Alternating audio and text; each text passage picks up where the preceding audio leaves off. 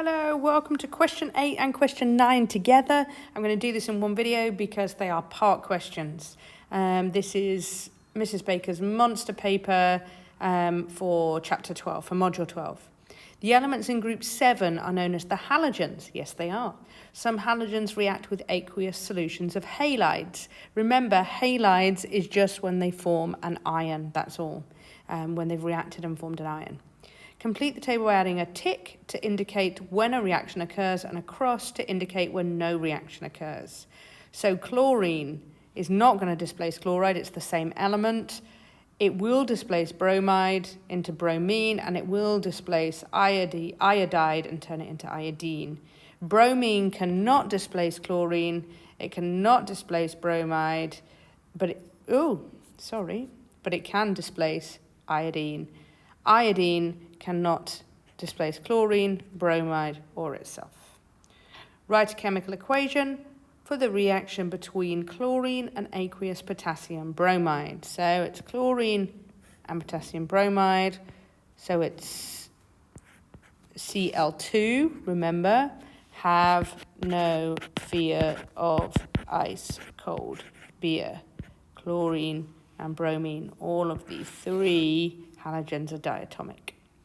So chlorine plus potassium bromide, you've done these to death now. If you don't know them by now, I hope nobody's watching this because you should know them already by now, is going to make potassium chloride plus bromine by itself. Then all we have to do is marry them up. We need to equalize our bromines, and then we need to equalize our potassiums and our chlorines over here. Question 9. Nickel, copper, and zinc are 3 consecutive elements in the periodic table. You had this question in your mastery check. So, nickel and copper are transition elements. State 3 chemical properties of the transition elements. Notice how this one is not a comparison question.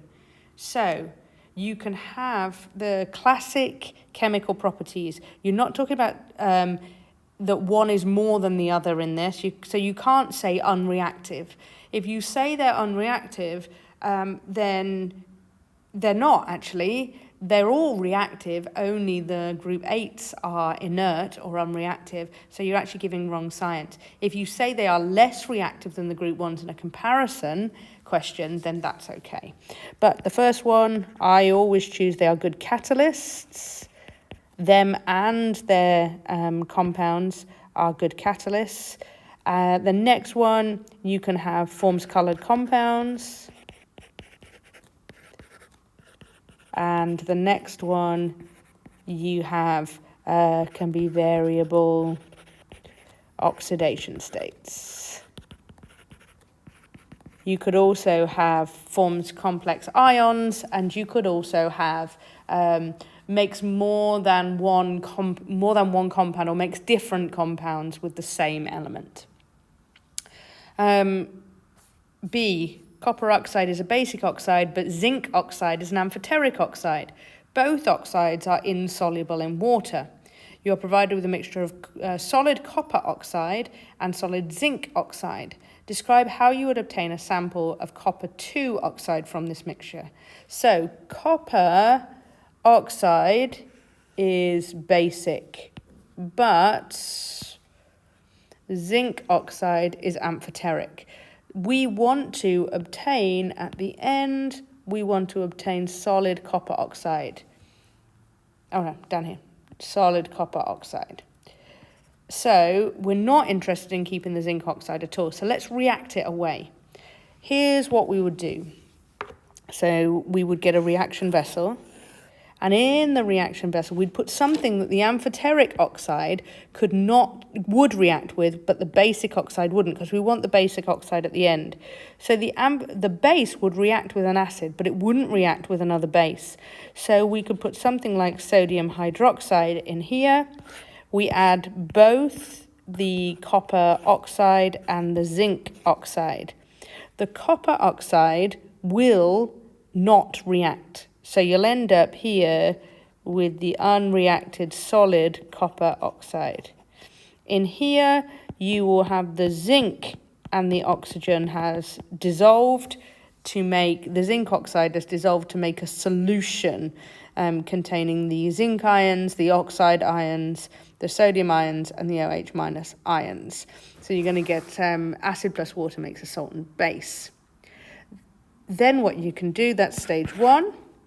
Then what you want to do is you want to filter out the residue, and the residue will be your copper oxide, and down in the bottom here you would still have your zinc and your oxygen and your remaining reacted materials. How do we put that into 3 marks?